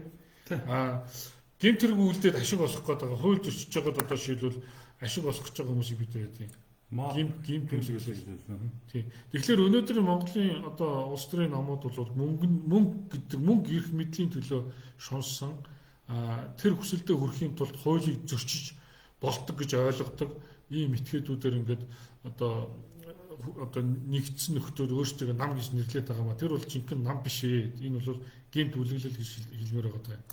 Тэгэхээр бид нар энэ улс төрийн аль нь улс төрийн нам, аль нь одоо үнэхээр гэмт үлгэлэл, аль нь үнэхээр компани гэдгийг бид нар ялгаж салгаж одоо таньж мэддэг байж бидний гаргах шийдвэр хамтдаа гаргах тэр сонголт маань хамтдаа гаргах шийдвэр маань одоо зөв байх юм аа гэдгийг бас хэлмээр санагдаад байна. За хэдэн минут хоёлаа хийсэн байт. За ингээд ер нь бол Монголын хүний төлөө намыг 5 хүн дэмжээрэй. Тэгээ Монголын хүний төлөө нам бол бид нар бол бусад намуудаас өөрөөр ажиллахыг хүсдэг. За Монголын хүний төлөө намын хувьд бол монголчуудаа хамгаалъя, хөгжүүлэе, нэгтгэе гэсэн үндсэн 3 зорилгыг дэвшүүлдэг. За монголчуудаа хамгаалъя гэдэг агуулгын хүрээнд юу ярих гэдэг юм гэхээр монгол хүнийг бид нар энэ урагч төрийн түвшинээс хамгаалах хэрэгтэй байна. Тэ? Үндэсний аюулгүй байдлын үзэл баримтлал гэдэг зүйл дээр одоо Монгол улсын үндэсний аюулгүй байдал гэдэг бол гадаад дотоод таатай нөхцөлийг хэлнэ гэж байна. Манайх бол гадаад нөхцөлийн тийм айхтар одоо дорцсон биш гэж ойлгож байгаа. Тэ? Байл да гаднаас ирээд нэг халдаж дотлоод байгаа дайснууд алга байна. Ийхтэй төрмгийлээд байгаа юм алга байна. Яг дотоод нөхцөл байдал аваад үзэхлээр бид нар одоо хизээ талцаж мөргөлдөө үүсэх бэлэн болсон биш. Тэгэхээр энэ мөргөлдөө үүсгэж байгаа шалтгаан нь юун дээр вэ гэхээр нөгөө нэг амиа утсан амижхан сэтгэлтэй бусдыгаа боддгоо хууль зөрчдөг хууль ингээд баталцдаг мөртөд түүнийг ингээд зөрчөөд үүдэг ёс суртахуунгүй энэ төрийн түвшүүдийн бохир үйл ажиллагаатай холбоотой шүү дээ. Тийм учраас Монголын хүний төлөө ном бол төрийн буруутай үйл ажиллагаанаас иргэдийн эрхийг хамгаалъя. За хамгаалахдаа бол мэдээж одоо хууль зөрчиж төрийн албаа гэгчдийн хууль бус зүйлүүдийг одоо илчлэх. За дээрээс нь одоо улс орныхоо төлөө үнчээр ажиллах төрийн түвшүүдийг одоо бид ингээд нэр дэвшүүлээд ингээд баг болгоод одоо зохион байгуулалтанд ороод нэрийг дэвшүүлж байна гэдэг маань бол бид нар ирээдүйд Монгол хүнийхээ эрхийг зөрчдгөө үндсэн хуулиар хүлээсэн үүргээ биелүүлдэг төрийг байгуулах гэдэг одоо бидний арга байгаад байна. За монголчуудаа хөгжүүлэх гэдэг бид нар. Одоо ингээд бусад намуудыг харахад ингээд монгол хүний хөгжлийг юун дээр авч үзэх гэхлээр материалын зүйлээр хараад. Тэг мөнгөтэй л очих юм бол хүн хөгжижлээ гэж ойлгох гэдэг байхгүй. Бидний хувьд бол шал өөр эдийн засгийн мэдлэгтэй, эрх зүйн мэдлэгтэй, өөрийнхөө эрхийг мэддэг, үүргээ биелүүлж чаддаг, үндсэн хуулийн одоо мэдлэгтэй, тэгээ нийгмийн харилцаанд оролцохдоо бусдыгаа хайрладаг, хүндэлдэг, ёс суртахуунтай ингээд одоо бид нар үнэхээр одоо зөв одоо хүмүүжилтэй, зөв одоо нэг хайрладаг, хүндэлдэг хүмүүс яг нь бидний хооронд зөрчил үүсэхгүй байвал бид нар баргалдаад байх юм байхгүй үстэй. Тэгэхээр бид нар бол Монгол хүний хөгжүүлэх ялангуяа үндсэн хуулийн мэдлэгтэй болгоё гэдэг үндсэн хуулийн дугуйлан төслгээд бид нар төсөл санаачлалаа. Монгол хүн болгон их оронч байх ёстой гэдэг Монголоо гэсэн одоо тэр Монголынхаа төрийн далбаа, Монгол улсынхаа төрийн дуулыг ятгахта бүтнээрээ дуулцдаг, дуулахдаа чин сэтгэлээсээ их оронж сэтгэлээр дуулцдаг ийм болгоё гэсэн бидний бодолтой байна. За дээрээс нь бол эвлэлд нь нэгдэх. Бид нар эвтэй бол хүчтэй л гэж яриад. Гэхдээ одоо ихэнх намуудын нөхдүүд маань бол монголчууд биднэрт ингээд нийтлэг үзэл баримтлал байхгүй гэж яриад байгаа байхгүй. Би бол үнэхээр энийг гайхдаг. Монгол улсын үндсэн хуулийн эрхэм зорилго бидний одоо үзэл баримтлал шүү дээ. Монголын ард түмэн бид их орныхоо тусгаар тогтнол бүрэн эрх байдлыг батган бэхжүүлж хүний их хөвчлөө шударгаас ив нэгдийг эрхэмлэн дээдэлж төр төс төгс соёлынхаа уламжлалыг нандинан өвлөж гээд одоо их орондоо хүмүүнлэг иргэний арч нийгмийг зохицуулан хөгжүүлэхийг эрхэм зорилго болгоно гэдэг ингээд бичиж байгаа тэр саяны миний хэлсэн болгон чи өөрөө бидний одоо үзэл баримтлал байгаа байхгүй тий. Бид шударга амьдардаг байх юм байна. Бид хүний эрх хөвчлөлөөр дээдэлдэг байх юм байна. Бид одоо улс их орныхоо төлөө санаа зовдөг бүгдээрээ их оронч байх юм байна гэдэг ингээд бидний итгэл үнэмшил үзэл бодол маань үндсэн хуулийн дээр хуульчлагдсан. Үндсэн хуулиар байраад бүгдээрээ одоо ярилцах юм бол бидэрт ерөөсө зөрчилдөх зүйл байхгүй байхгүй юу? Тий. Тийм учраас бид нар ингээд монголчуудаа нэгтгэхдээ үндсэн хуулийнхаа үзэл санаанд дор Монгол улсынхаа төрийн далбаан дор Монгол улсынхаа төрийн дуулалын дор бүгдээрээ эвлэлд нь нэгдцгээе л гэж уриалдаг ийм онцлогтой нам шүү гэдгийг хэлээд байна. Тийм учраас Монголын хүний төлөө намыг яг ингээд Монголын хүний төлөө нам болных бусад намуудчиг ингээд сонгуул услал эрхтөвчс гарч ирээл тэгэл одоо хүмүүсийн саналыг ямар нэгэн байдлаар авах зорилготой ингээд одоо зөвхөн одоо намын гишүүнээр намынхаа дүрм мөрийн хөтөлбөрийг мэдэхгүй хүмүүст л одоо батлах гардуулчаад бид нар намынхаа гишүүдийг одоо илсүүлчлээ гээл одоо хаа нэг газар зүгээр нэг намынхаа тугийг хатгачаад нэг байшингийн гадна хаяг үлгчөөд бид нар намаа байгуулчлаа гэж ингэж ярьдаг биш. Нам гэдэг зүйл бол тухайн хүний сэтгэл зүрхэнд үүсэх ёстой тийм бүтэц байд юм аа гэдгийг бид нар хэлэх гэдэг. Сайн дурын үндсэн дээр намаа сонгоно гэдэг тий. Энийг л бид нар бий болгохын тулд ингээд одоо ямар нэгэн байдлаар бид нар ингээд хүмүүсээс соён гэрүүлэх гэдэг. Ядахта та нэг үндсэн хуулийн уншаа судалчаач. Үндсэн хуулийн уншаа судалсныхаа дараа та одоо бас үнэхээр одоо манай намын үйл ажиллагаатай танилцаад тэгээд үнэхээр үжил бодол нийлж байвал та нэгдэж ингээд үндсэн хуулийн 1-р зүйлийн 2 дахь хэсэг заасан төрийн үйл ажиллагааны 6 зарчмыг ярихлаар л тэрэн дээр ерөөсөд зөрж байгаа хүн тааралддаг байхгүй. Төр шудраг байх хэрэгтэй юм уу? Тийм шудраг байх хэрэгтэй. Төр хууль дэдэлдэг байх хэрэгтэй. Тийм хууль дэдэлдэг байх хэрэгтэй. Ингээд бидэрт маргалдах юм байхгүй байхгүй. Тэр 6 зарчимд дээр буруутгаад шүүмжлээд ярих юм байхгүй байхгүй. Буруу бол байх. Тэгэхээр л энэ үндсэн хуулийнхаа үзэл баримтлал тэр үндсэн хуулиараа тэр үндсэн хуулийн тэр одоо үзэл санаан дээр бид нар эвлэлд нэгдэх юм бол бидэнд бол ерөөсөө маргалдаад байх ийм шалтгаан байхгүй. Тэгэхээр хүн болгон үндсэн хуулиа судлаас үндсэн хуулиа мэдээсээ гэдэг бид чинь үндсэн хуулийн дугуулсан гэдэг гэсэн санаачлаа. Одоо сүүлийн 4-5 жил бид ингээд одоо Монгол улсын бүх үндсэн болонд ажиллалаа ш.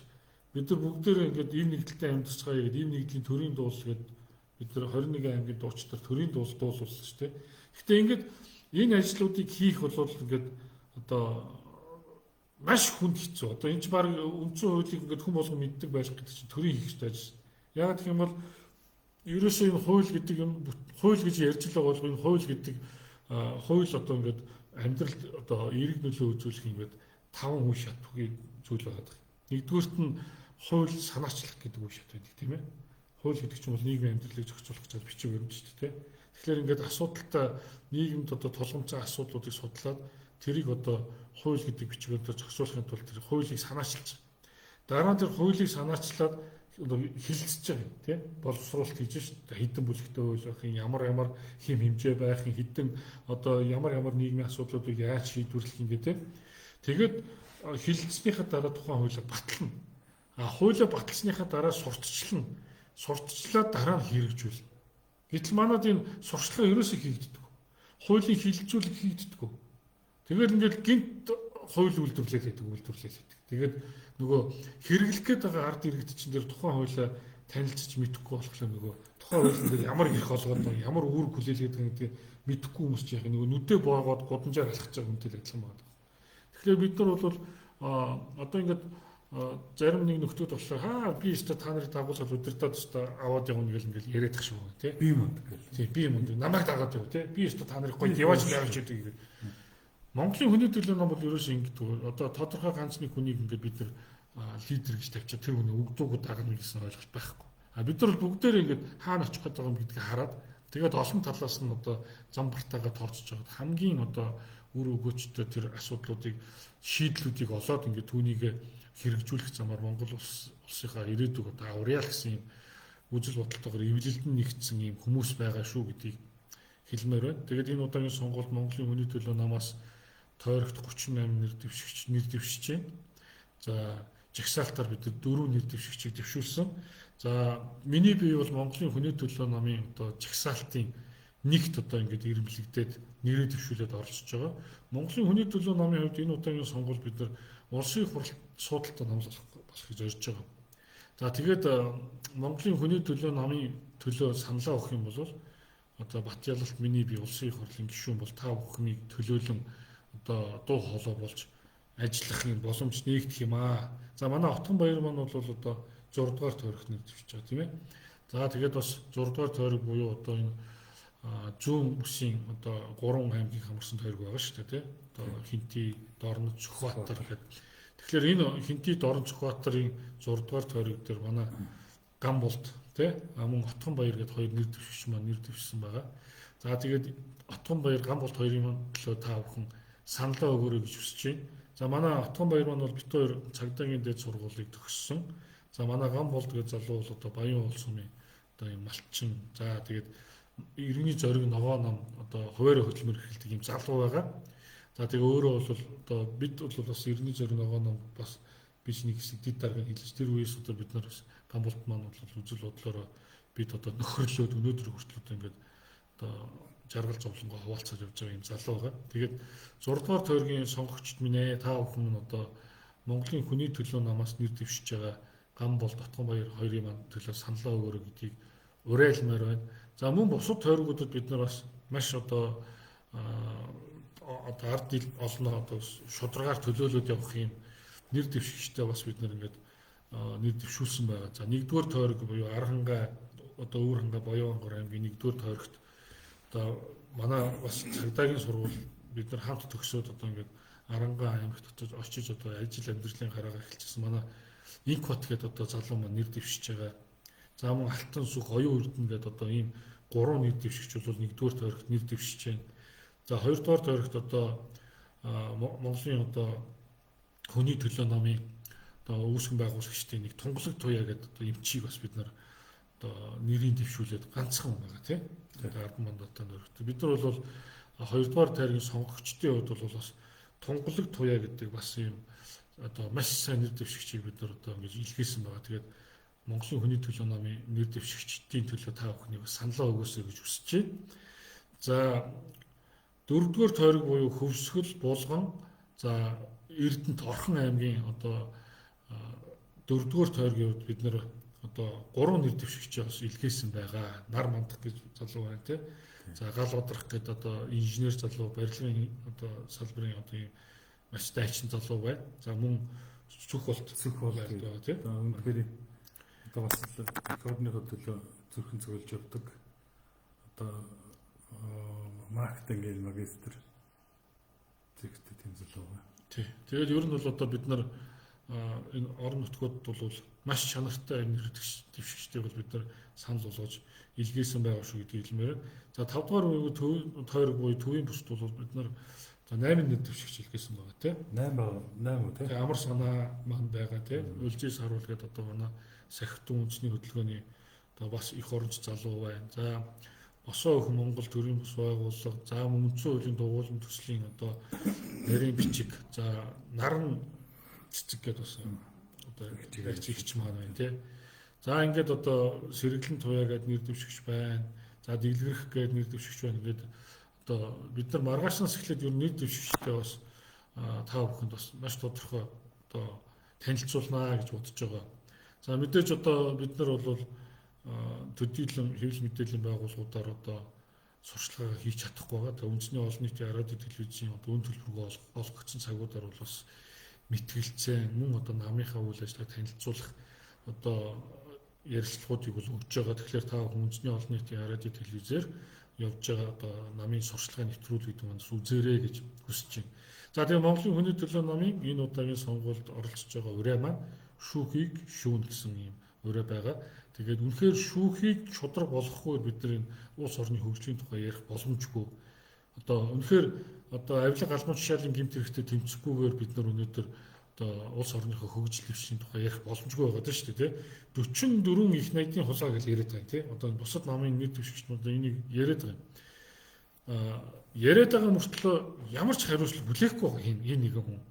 Тэгэхээр энэ бол одоо маш аимшигтай зүйл байгаа юм л да. Тэгэхээр шүүх хууль шалгалтын байгууллага маань ажиллаа хийхгүй болохоор ард иргэд өссөн өсөөг ингэж шүүгч прокурор болоод өөрөөсөө шүүгч прокурор болоод тэгээд ингээд маргалдаа талцаад хуваагдаад ингээд нийгэмд одоо үндэсний юм нэгдэл сарних гол зүйл маань ингээд шүүх засаглал үүргээ биелүүлээг үгс болоод та бидний хооронд маш олон зөрчилтэй асуудлууд тийм ээ үүсээд байгаа гэдгийг одоо хариуцлагатайгаар хэлмээр байна. Тийм учраас шүүхийг шүүж шудраг болгохгүйгээр шүүх шудраг болсны дараа бүгдээрээ шудраг шүүхэр нэг удаа шүүгдмээр байгаа байхгүй. Үнэхээр одоо хин бэ гэдгийг бас энэ шудраг шүүхэр тогтоолох одоо зайлшгүй шаардлагатай. Нэг Монгол улсын үндсэн хуулийн дээр хүртэл байж байгаа Монгол улсын иргэн нь шудраг шүүхэр шүүлгэх хэрэгтэй гэж заасан байна шүү дээ. Тэгэхээр одоо бид нар үнэхээр шудраг шүүхэр шүүлгэж чадахгүй байгаа. Монгол улсын шүүх прокурор цагдаагийн байгууллага нийгмийн төлөөсөн үүргээ биелүүлж чадахгүй байгаа шүү гэдгийг бас хэлмээр байна. За яг энэ өнөөдрийнхөө лайвын төгсгөлд би бас одоо отгоогоосоо бас өчигдөр би бас амраа дарахтай амар сайхан дарахтай лайв хийхдээ бас ярьсан нэг асуудал юм тий. Монгол улсын их хурлын дарга байсан. Зандаа хүүгийн их хурл гэдэг үндэсний олон нийтийн радио телевизээр ярьсланд ороод тэгээд цагаан соврог гэдэг одоо хил ам дагуулад гэдэг орд байдаг шүү дээ тий. Маркет очсон гэдэг байгаа. Тэрийг одоо 2009 онд Монгол улсын ерөнхийлөгч элбэгдэр ерөнхийлөгчийн сонгуул нэр дэвших явцдаа асар хэмжээний одоо хандвиг одоо Макас авсныхаа хариуд 2014 онд өгсөн гэд Зандаа хүүгийн их хурл гэдэг их хурлын дарга байсан хүн мэдээлэл хийлээ. Тэр хүн маань 2009 оны сонгуулийн үеэр тэр хүн маань Монгол улсын их хурлын гишүүн. За одоо аюулгүй байдал гадаад бодлогын байнгын хорооны дарга ийм хүн байсан байна. Тэгээ ийм хүн ерөнхийлөгчийн сонгуулиар төрийн эрх мэдлийг хууль бусаар хуулиудаа зохион байгуулах гэмт хэргийн шинжтэй үйлдэл хийгээд ард иргэдийн саналыг авах зорилготой их хэмжээний хандвиг ингээд хин нэгэн этгээдээс аваад хариуд нь 14 онд одоо ингээд улсын зардлаар хайгуул хийгдсэн ордыг одоо өгч гисэн маа гэдэг зүйлийг яриа сууж энэ тал дээр таны бодол юу гэж. Тэгээд 12 онд энэ хүн маань их хурлын дарга болсон байна. Магадгүй 9 он тэр хэмжээний мөнгийг ингээд зөөгд гүйжсэн байна шүү дээ. Их хурлын гишүүн байнгын хорооны дарга хүн маань ингээд одоо маш их хэмжээний мөнгийг ингээд зөөж байна. Тэгээд ард түмний саналыг авах хуулиудаа зохион байгуулад элбэг төрж ерөнхийлөгч болсон байна. Хариуд нь тэр хүн 14 онд маркет цагаан сувраг гэдэг ордыг өгсөн гэж юм. Өөрөө босгохлоор хариуд нь их хурлын дарга хийсэн байгаа юм. Энэ хүн өнөөдөр ийм зүйл ингээ үндэсний олон нийтийн радио телевизээр яриад та манай зарим хүмүүс болохоор энэ ямар шудраг хүн бэ? Их бол дараагч аргагүй шудраг хүн шүү гэж яриад байгаа байхгүй. Миний өдөр багтаад энэ чинь шудраг хүний туйл болж харагдаад. Би бол энэ одоо бузрын бузар тий одоо тухайн үедээ ингээд хууль бос гэдгийг мэдсээр байсан мөртлөө их хурлын дарга хийжсэн. Яг тухайн үед нь бол яг мэдчихсэн процессыг мэдчихсэн юм байна. Өөрөө мэдчих одоо өөрөө саяхан мэд илрүүлж яриад. Өөрөө мөнгөний зөөжсөн хүний үед би мэдчихнэ гэж яриад шээ. Мөнгөний өөрөө зөөсөн гэдэг өөрөө үндэсний олон нийтийн радио телевизээр ярьж байна. Энэ дээр их хүч бодох. Тэгэхээр юу нэг гэмт гэр гүйлцнийг хүлээж байгаа юм шүү. Тэгвэл харин тэгэд тэр хүн өнөөдөр юу ч болохгүй. Гэмт хэрэг хийснэ. Одоо тэр тухайн үед нууц тал дараагаар хувилдааны зарчмаар гэмт хэрэг явагдаад төгс явагдаад ингээд дууссан. Тэр гэмт хэрэгт оролцсон. Тэр хувилдааны нэг хэсэг буюу одоо тэр бүр мөнгөний зөөсөн хүн өөрөө анх нийтийн сүлжээнд өөрийнхөө үйлдсэн гэмт хэргийг одоо хүлээн зөвшөөрч ингээд одоо англиар бол конференц явсан ба штэ. Одоо би ийм гэмт хэрэг үйлдсэн юм аа. Одоо тэр олон оролцогч нарын тэр хувилдагч нарын нэг нь тэгж хэрэгээ хүлээж одоо бусдынхаа нэрийг ч бас дурдсан байна. Энэ дээр манай одоо эрүүл шүүх загсаглалтай улс бол энэ дээр одоо тэр ярьсан даруйд нь арга хэмжээ хууль шүүхийн байгууллагууд нь арга хэмжээ аваад үйл ажиллагаа яваад эхлэх ёстой. Тэгсэн үү? Тий. Шууд дөрвчлэл арга хэмжээ аваад яваад эхэлсэн үү? Хэнийг? Одоо тэр хүн гэмтэрийг хүлээсэн байна шүү дээ. Би юм гэмтэр. Юу гэж авч явдгийг л чинь. Юу ч болоогүй. Би тэгвэл тэрэн дээр юу гэж харсан гэхлээр энэ хүн дахиад хин нэгнээс мөнгө авчаал энийг ярьж байгаа л би үзсэн. Тэр хүн ямар нэгэн тийм шийдлгүүгээр те энэ чинь том шалтгаан байж тэрний цаана. Элбэгдөрж гэдэг хүн ерөнхийлөгч байсан байна. Инк бол гэдэг хүн их хурлын дарга нь байсан байна. Энэ хоёр чинь үндэсний аюулгүй байдлын одоо зөвлөлийн гишүүд байсан байдаг байхгүй тухайн үедээ.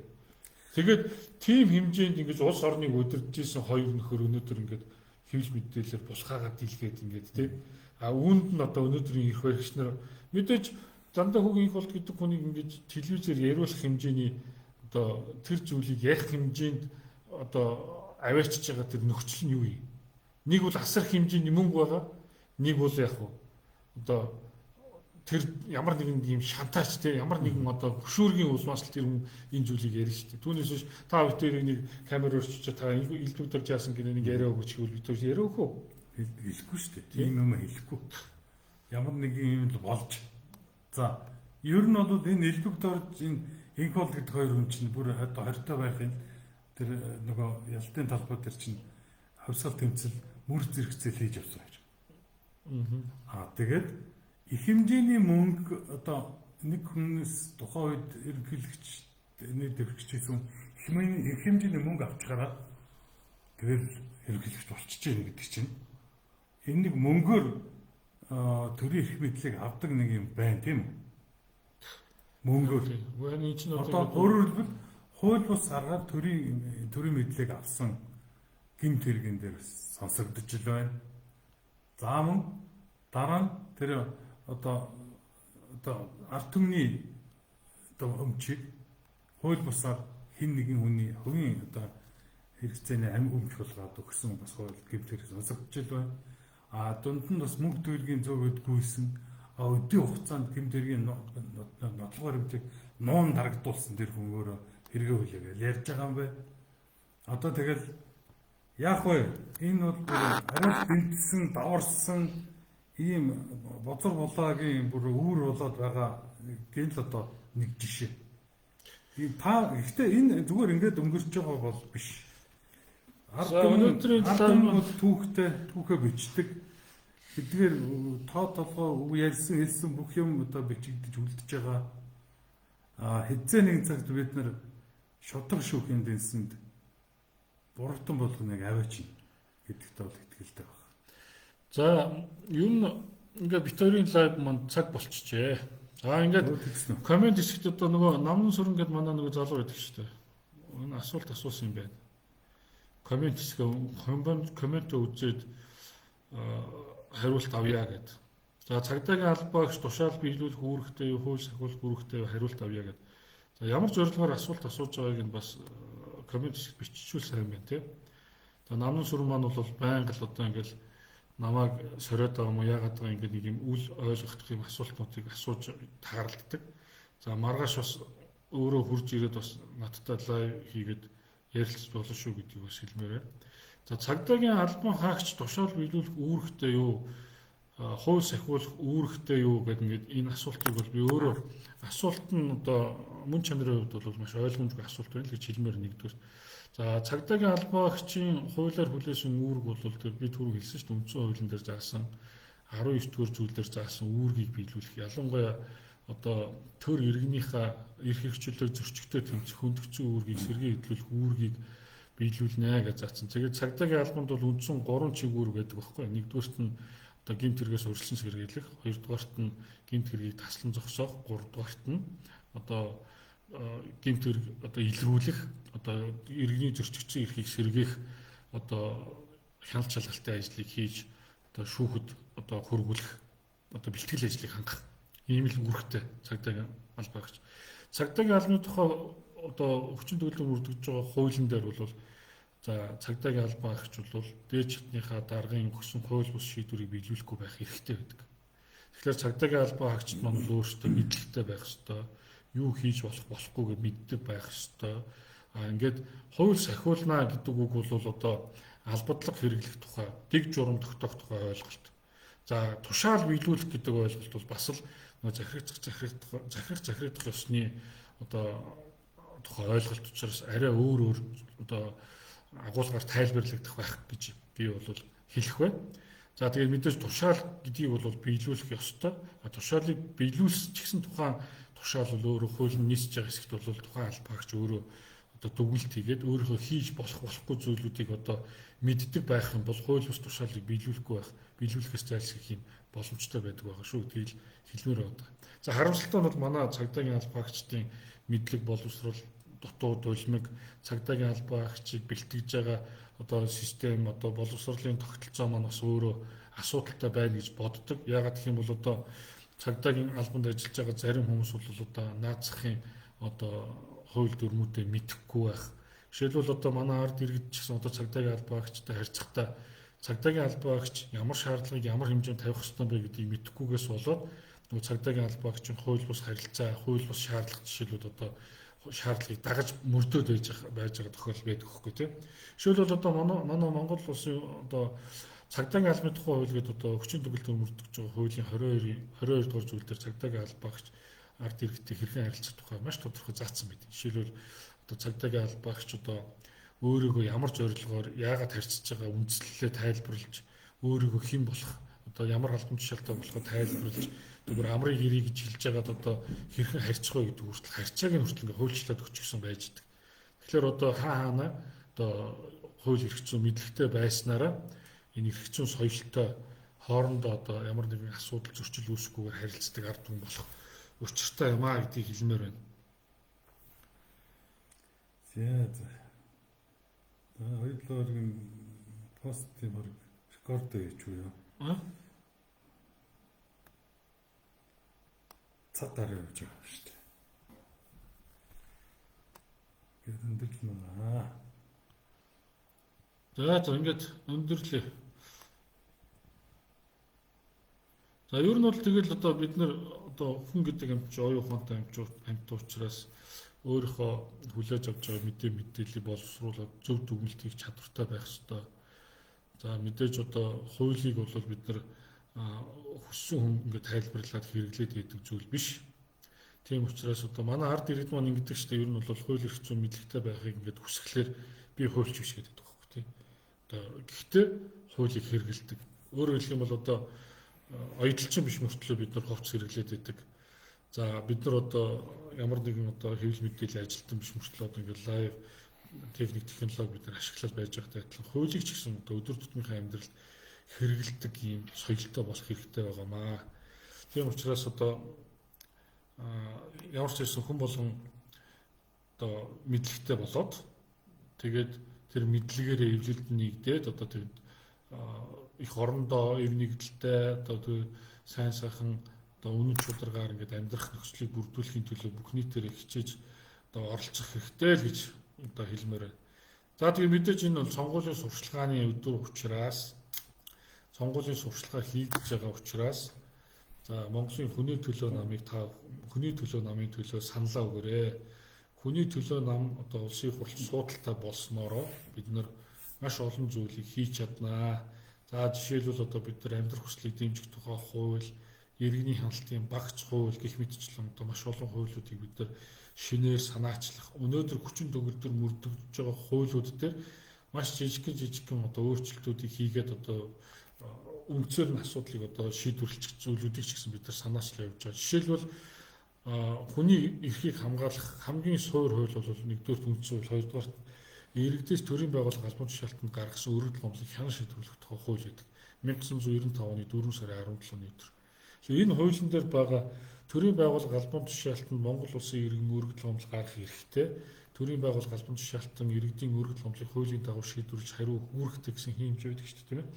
Тэгэхээр энэ хэмжээний дагуу одоо үндсэн хуулийн 2 дугаар бүлгийн 16 дугаар зүйлийн 12 дахь хэсэг заасан энэ иргэний эрх төрийн үүргийг одоо хэрхэн одоо иргэн эрхээ эдхийн төр үүргээ биелүүлэх гэдгийг бол иргэдээс төрийн байгууллага албан тушаалтан гаргасан өргөдөл номлыг хян шийдвэрлэх тухай хуулиар зохицуулсан байдаг. Тэгэхээр энэ хуулийн дээр төрийн байгууллага албан тушаалтан иргэдийн гаргасан өргөдөл номлыг гомдлын хариуг амар болон бичгээр өгч болно гэж заасан байдаг. Энийг амаар хариу өгнө гэдгийг байхгүй болгоо зөвхөн бичгээр хариу өгнө гэдэг одоо зохицуултыг хуульчлал өчгөд жишээлбэл иргэн ба төрийн хооронд үүсдэг маш олон зөрчлийг одоо таслан зогсоох ийм боломж бүрдэх жишээ нь. Ингээд яриад ах юм бол одоо Монгол улсад 800-аар хууль тогтоомжууд байгаа. Тэгээд шинээр байгуулагдах улсын их хурлын өмнө бол одоо маш одоо их ажил тий аваарч гсэн хүлээж байгаа шүү гэдгийг л бас хэлмээр байна. Тэгэхээр улсын их хурл хууль бүтээх чадвартай, хуулийг боловсруулах чадвартай ийм одоо нэр дэвшигчтэй сонгож одоо шинээр байгуулагдах улсын их хурлаа Монголын ард түмэн одоо хариуцлагатай хандаасаа л гэж хүсэж өнөөдрийнхөө лайвыг дуусгая гэж бодож байна. Тэгээд тань сүлд хэлэх үг байна. За одоо хэлэх бол одоо за ингээд орой болгон бид нар ямар ч лайв хийж байгаа. Тэгээд энийг 4 хүн үзнэ үү, 40 хүн үзнэ үү, одоо 60 хүн үзнэ үү ерөөсөө амахгүй бид нар лайв хийдгээрэй хий. За хэрвээ үнэхээр энэ лайвыг үзээд дэмжиж байгаа хүн байх юм бол энэ лайвыг шеэрлээд тэгээ Монголын хүний төлөө нам гэсэн пэйж хуудсыг дагаад тэгээд одоо бидэнтэй нэгдээрээ за мэдээж одоо улс төрийн одоо хүмүүс нэгдэнэ гэдэг бол цаг хугацаа ордог асуудал. Тэгээд одоо тооноос чанар гэдэг зүйлийг эрхмэлж ажилдаг байгаа шүү гэдгийг хэлмээр байна. Тэгээд одоо бас энэ дээр бас нэг хүн маань 4 хүн л үзэж гин гэдэг бас санаа зовсон байдалтай коммент хийсэн байл та. Тэгэхээр бас 4 хүн бүр ихэнд нэрчсэн. 4 хүн үзнэ үү 40 хүн үзнэ үү энэ чинь 2 хүн нийлээл яриад одоо санаа зорилгоо нэгтгэн гэдэг чинь бас маш том амжилт болно шүү дээ тийм учраас одоо яг одоо манайхан чинь нэг үздэг мэдээллүүд нэг тийм одоо галзуу тийм сонирхолтой ч юм уу тийм мэдээллүүдийг бас хажуулгууд үзээд байгаа харагддаг. Бидний ярьсан энэ ярианы агуулгын хүрээнд одоо бид нар бол дандаа энэ үндсэн хуулийн 19 дугаар зүйлийн байдаг, 16 дугаар зүйлийн байдаг гэл ингээд яриад байгаа маань та хэрвээ одоо бидний ярианаас энэ 16 дугаар зүйлнэр юу байдгийг 12 дахь хэсэг нь юу байдгийг энэ өргөдөл гомдол гаргана гэж үг хэлээд байгаа ингээд судлаад өөрийн болгоод авсан тохиолдолд танд одоо их чөлөөгөө хамгаалах чиг хэрэгтэй мэдлэг танд үлдэнэ. Түүнээс биш одоо бидэнд бол одоо тийм ач холбогдолтой зүйл биш ээ гэдгийг л хэлмээр. Мэдээж тэгээд одоо үжил бодлоор эвлэлтэн нэгдээд та бидний ярьж байгаа зүйлийг дэмжиж байгаа бол боддоор одоо ядахтаа нэг лайк дарна гэдэг чинь боддоор үйлдэл шүү дээ тийм. Ингээд одоо бидний одоо санал санаачлыг дэмжиж байгаа бол хамтраад одоо улс орондоо эзний ёсоор Монгол хүн сайн сайхан амьдрах нөхцөлийг бүрдүүлэхийн төлөө одоо хамтраад ажилцгаа хийж уриалмаар. Тэгээд манай Отгон бай дарга маань хэлсэн те Монгол улсад одоо бүх таатай нөхцөл байдал байна. Нэг хүнд ногдох газар нутгийн одоо хэмжээгээр бид нар одоо дэлхийд тэргүүлж байна. За тэгээд нөгөө газар маань зүгээр газар биш те дандаа баялагтай дээрээ доороо баялагтай Монгол хүн гэж бас нэг гайхамшигтай хүн байгаад байна.